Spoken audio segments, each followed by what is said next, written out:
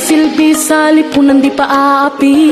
Isinusulong ko mga layunin, karapatan sa mga usapin. Sa edukasyon, sa sanay, kahirap mong kalusugang taglay. Pakikipaglaban sa karahasan, pati sa matungtong galian. Babae ko, may panindigan, di matitinig kailan pa man. Babae ko na may karapatan, may boses, may kakayahan. Malakas ang loob, pusong totoo, kayang-kaya ko, si Juana ako. Sa buong bansa at buong mundo'y pagsigawan, si Juana ako.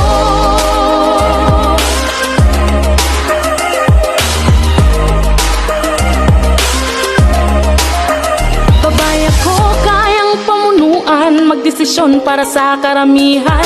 Mekanismong dulot ay pagunlad, sa kababaihang ipatutupad. Sa usaping ekonomiya,